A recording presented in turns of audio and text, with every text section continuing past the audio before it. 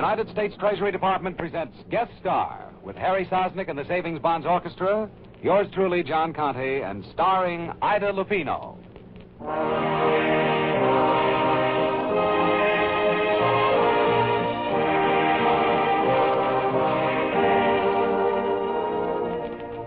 How do you do, ladies and gentlemen? This is John Conte, your host for Guest Star, a transcribed feature for Savings Bonds presented by this station as a public service. Your future will hold a brighter promise if you save for it. Invest in your own tomorrow with safe, sure, profitable United States savings bonds. Buy them the simple, automatic way through the payroll savings plan where you work or the bond-a-month plan where you bank. Harry Sosnick and the Savings Bonds Orchestra open the show with a special Sosnick arrangement of a hit from South Pacific, This Nearly Was Mine.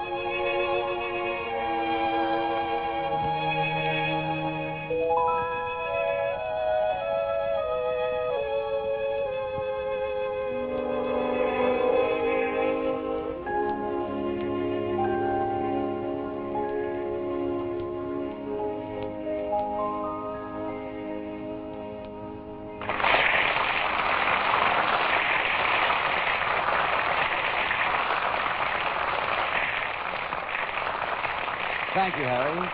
And now I'm delighted to introduce our lovely guest, brilliant member of a famous acting family and popular star of stage, screen, and radio, Miss Ida Lupino.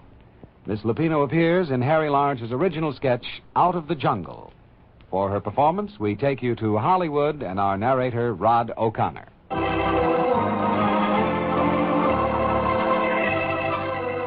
Our story takes you to the city hospital in a city we shall call Daleville. Walking down the corridor is Dr. Worthington, the staff psychiatrist. That's because it's Dr. Alice Worthington, as lovely as she is competent. Right now, Dr. Worthington is talking with a new patient, a handsome but very confused young man. What happened to me? How'd I get here? You were picked up for wheeling a baby carriage down the street. A baby carriage? Yes, there happened to be a child in the carriage. Child in a yellow dress. Of course. She always wears yellow. Who does? The baby. The baby I... It's funny. I can't seem to remember. What's wrong? Amnesia? Oh, something like that. So they turned you over to me. I'm Dr. Worthington, staff psychiatrist. Don't let the word psychiatrist scare you. It does a little. Well, if it'll help you any, just think of me as an explorer. You don't mess around in jungles, do you? Well, yes, I do. In the dark, trackless jungle of the human mind. The most fascinating field of adventure in all the world. You see, you're temporarily lost in that jungle. And I'm going to find you. Maybe it might be better if you didn't find me. I may be hiding in there because I murdered somebody. I don't think so. But it's a chance you'll have to take. You want to try it? Yes. Yes, Doctor, I'll do whatever you say. And here you go on the most thrilling journey you ever took. A trip into your own mind.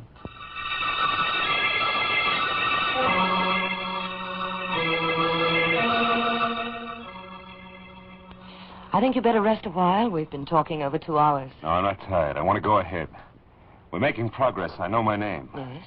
Your name is Joseph Barkley. You have a younger brother, Dick. You mean I had a brother, Dick, when I was a kid?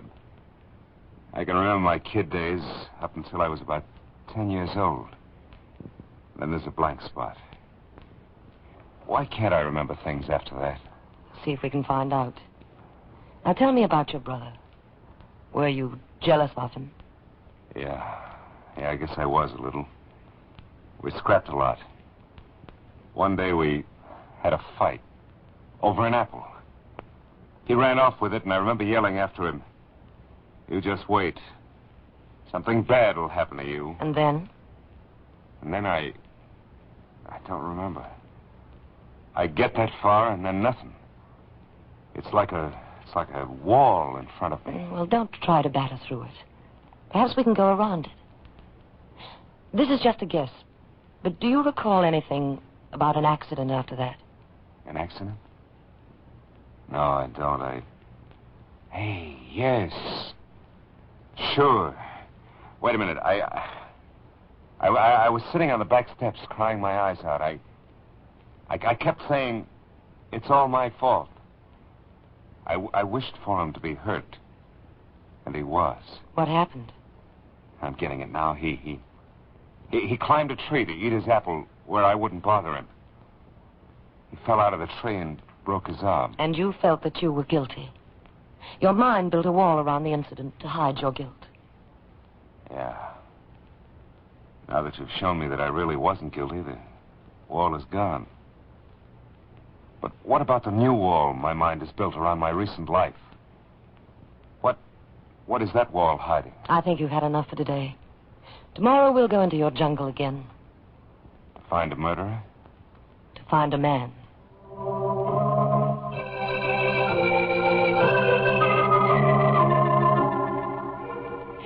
Relax, Joe. Don't make such an effort to remember. It's all up there. Every incident in your entire life. It'll come to you in time. But I've got to find out now. You've been so patient with me, Alice. I've wasted 3 weeks of your time. Wasted? No, Joe. These 3 weeks haven't been wasted, believe me. Mind works in strange ways. It takes us a month or a year to find a path through your jungle. Or it may happen in the next 5 minutes. Alice, what is this thing my mind refuses to face? Joe, I don't know. I'm beginning to be afraid of it myself. You too? Yes. I shouldn't have feelings of my own. As a psychiatrist, I should regard my patients merely as clinical cases. And I have. Up to now. Even a doctor's got to have a heart.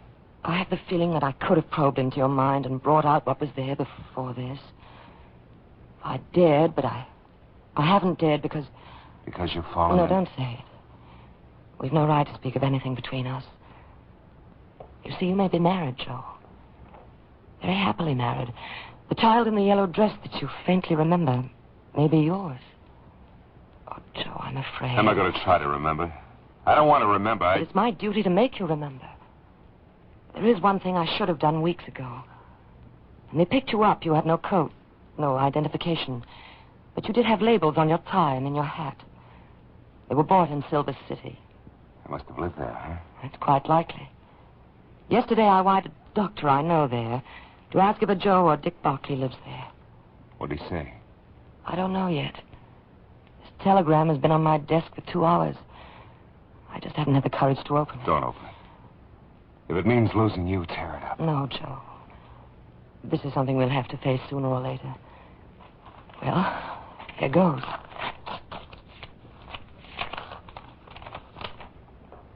Richard Barkley lives 217 Cedar Street. His brother Joe has been missing since auto accident. If Joe has been found, wire Richard at once. Oh. And Dick wasn't hurt after all.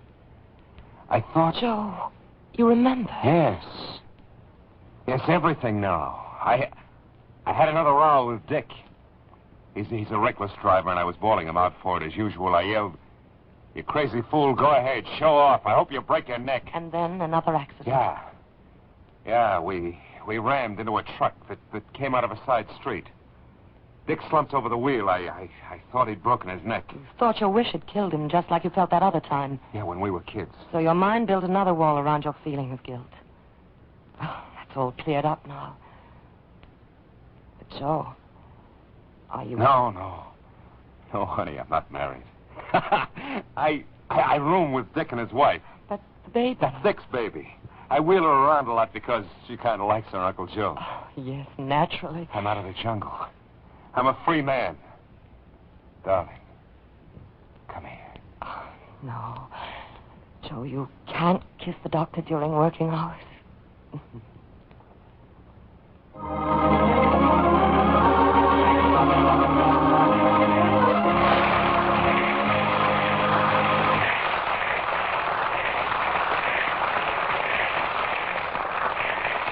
Now, here again for curtain speech, Miss Ida Lupino. I hope you enjoyed our play as much as I enjoyed appearing in it. While I'm still in the mood of the story, may I tell you about my own private cure for worry? It's my ownership of United States savings bonds. Yes, friends, buying those bonds regularly is a very effective way of banishing that sense of insecurity that all of us feel at some time or another. When you own savings bonds, you own a stake in your future, and you can plan that future the way you want it. Perhaps your blueprint calls for the children to get a college education. Maybe it calls for a new home or a business of your own, or for any one of 100 things you may have dreamed about. With savings bonds, those dreams can come true. And I urge you to buy them regularly through the payroll savings plan where you work or the bond-a-month plan where you bank. Thank you. Thank you, Ida Lupino.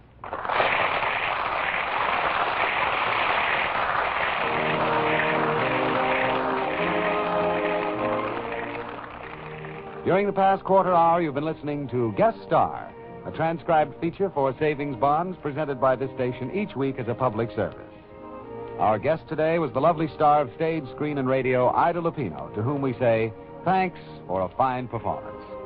Gerald Moore appeared in the role of Joe, and the sketch was directed by Louis Graff. Next week, we'll have another outstanding star and more fine music by Harry Sosnick and the Savings Bonds Orchestra, and we hope you'll be with us. Meanwhile, this is John Conte saying so long and reminding you that there's no finer investment in the world than United States savings bonds. Buy them regularly for a secure future.